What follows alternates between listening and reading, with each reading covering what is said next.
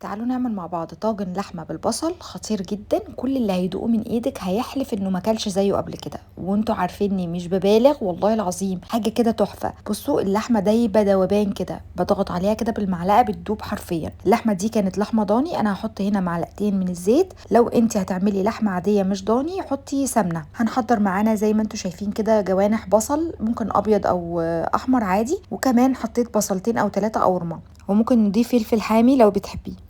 اللحمه دي كانت لحمه ضاني، في بعضها كان بعظم وفي الاكتر ما كانش فيه عظم. حطيت هنا فصين من المستكه، وبدات هنا بعد ما الزيت سخن جدا جدا والمستكه ساحت بدات ان انا احط اللحمه علشان تتشوح. وطبعا لازم الزيت يكون سخن قوي علشان ما تنزلش ميه نهائي. هنبتدي ان احنا نشوحها كده على الجنب التاني زي ما انتوا شايفين، تاخد لون كده بس مش اكتر. وبعد كده هنبتدي ان احنا بقى نضيف لها اضافات جميله كده تخلي الريحه حلوه. حطيت بقى شويه من الفلفل الحصى كده، تمام. ممكن نحط فلفل اسود مطحون برضو لو انت حابه. وهنا شويه من الحبهان، حطيت لها كمان شويه من بهارات اللحمه. انا بحط حاجه بسيطه جدا عشان انا عايزه طعم اللحمه هو اللي يبان اكتر. كمان حطيت عود من القرفه الخشب، وممكن تحطي سنه قرفه بسيطه جدا. انا حطيتها بس عشان دي لحمه خروف، لكن لو انت مش عايزه تحطي، لو هي لحمه عاديه مش هتحطي القرفه. هنا حطيت بقى معلقه من الملح، وقلبت الكلام ده كله زي ما انتوا شايفين مع بعضه لحد ما سخن تماما كده واخد لون حلو. ابتديت بقى هنا انزل بالبصل زي ما انتوا شايفين، حطيت كل كمية البصل اللي انا هعملها، وحطيت كمان البصل القورمة والفلفل الاخضر.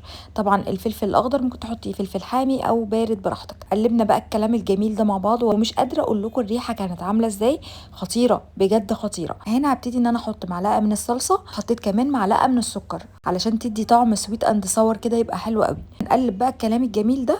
وفي الوقت ده كنت بغلي ميه في الكتل عشان محتاجين منها حوالي كوبايه كده، علشان نبتدي ان احنا نحطها على اللحمه. ميه مغليه نسيبها بقى تستوي فيها على نار هاديه جدا جدا. يعني انا مجرد ما بحس ان هي غلت بوطي النار واسيبها على نار هاديه جدا. هي ما بتاخدش ميه كتير لان اللحمه بتنزل طبعا سوائل، وكمان البصل بينزل سوائل. وهنا كانت خلاص 3/4 سوا تقريبا. طبعا شكلها ولونها خطير بجد، والبصل كده شكله مغري جدا جدا. هبتدي بعد كده ان انا اجهز بقى الطاجن بتاعي، واخد منه اللحمه والبصل زي ما انتوا شايفين، واسيب السوائل اللي في الحله. هقول لكم هنعمل ايه دلوقتي، لان في خطوه مهمه جدا جدا هتخلي السائل ده طعمه تحفه. معلقه دقيق وهندوبها كويس جدا جدا معاه، وهندوقها. لو احتاج ملح بنزود حاجه بسيطه، وبعد كده بنحطها على اللحمه زي ما شفتوا كده. ومعلقه الدقيق دي بتدي قوام حلو جدا جدا للصوص، تخليكي كده تغمسيه سواء برز او بعيش، بتخليها خطيره بجد. قفلتها بقى بفويل ودخلتها الفرن لمده نص ساعه علشان اللحمه تدوب معايا حلو. طبعا فرن عالي جدا جدا، وكنت حطاها على الارضيه بتاعه الفرن،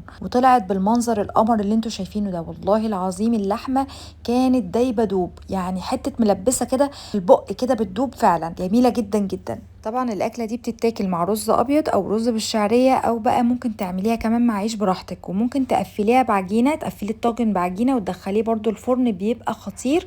والعيش اللي بيبقى على الوش بتاع الطاجن بيتغمس بيه، بيبقى فظيع جدا. جربوها هتعجبكم جدا جدا، لان اللحمه بجد خطيره ودايبه. اشوفكم على خير في فيديو جديد. كنت معاكم زينب زياد.